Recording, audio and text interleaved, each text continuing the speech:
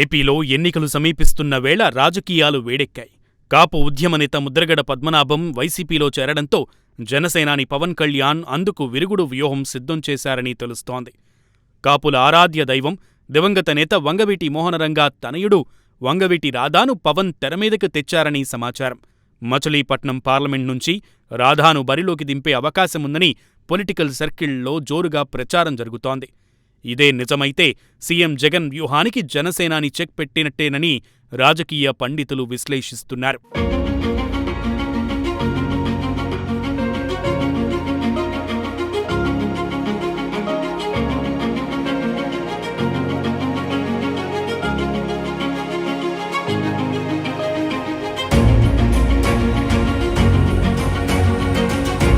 వంగవీటి రాధ కాపులకి ఆరాధ్యుడు వంగవీటి మోహనరంగా తనయుడు. తండ్రి వారసత్వాన్ని పుణికిపుచ్చుకుని కాంగ్రెస్ పార్టీ ద్వారా రాజకీయాల్లోకి అడుగుపెట్టారు. 2004 ఎన్నికల్లో విజయవాడ తూర్పు నియోజకవర్గం నుండి పోటీ చేసి బీజేపీ అభ్యర్థి ఏలేశ్వరపు జగన్మోహన్ రాజుపై గెలుపొంది తొలిసారి ఎమ్మెల్యేగా అసెంబ్లీలోకి అడుగుపెట్టారు. అనంతరం 2008లో చిరంజీవి స్థాపించిన ప్రజారాజ్యం పార్టీలో చేరారు. అయితే 2009 ఎన్నికల్లో అదే స్థానం నుంచి పోటీ చేసి కాంగ్రెస్ అభ్యర్థి మల్లాది విష్ణు చేతిలో ఓడిపోయారు. 2014 ఎన్నికల ముందు వైసీపీలో చేరి ఆ ఏడాది జరిగిన ఎన్నికల్లో టీడీపీ అభ్యర్థి గద్దె రామ్మోహన్ రావు చేతిలో ఓటమి చవిచూశారు. 2019లో తనకు టికెట్ దక్కకపోవడంతో అదే సంవత్సరంలో ఆ పార్టీని వీడి టీడీపీలో చేరారు.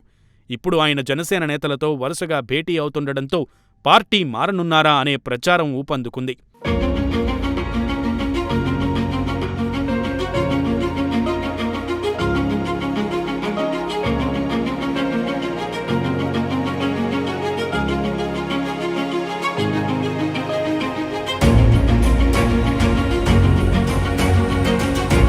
చాలా ఏళ్ల తర్వాత వంగవీటి రాధాకు టికెట్ దక్కే అవకాశం కనిపిస్తోంది.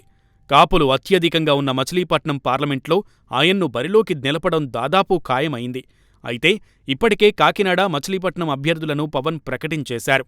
మచిలీపట్నం నుంచి సిట్టింగ్ ఎంపీ బాలశౌరిని బరిలో నిలిపారు. తాజా రాజకీయ సమీకరణాల నేపథ్యంలో బాలశౌరిని అవినిగడ్డ నుంచి అసెంబ్లీకి పోటీ చేయించనున్నట్లుగా తెలుస్తోంది.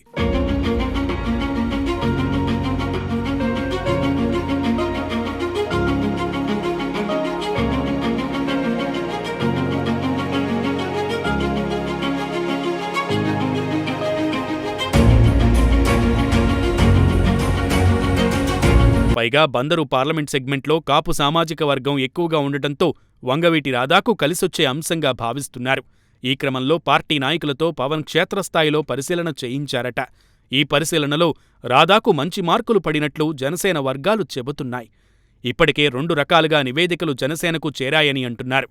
జనంలో రాధా అభిమానులు ఎంతమంది ఉన్నారు, జనసేనకు ఇక్కడ ఉన్న పాజిటివిటీ ఏంటనే విషయాలపై సమగ్రంగా అధ్యయనం చేయించారట.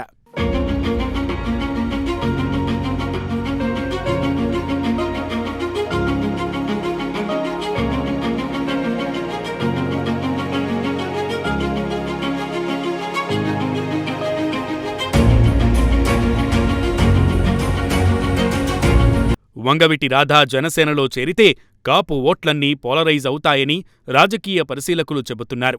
తద్వారా ముద్రగడ పద్మనాభంను చేర్చుకుని కాపుల ఓట్లను చేల్చాలనుకున్న వైఎస్ జగన్ వ్యూహాలకు రాధా చేరికతో అడ్డుకట్ట వేయాలని పవన్ కళ్యాణ్ భావిస్తున్నారని అంటున్నారు.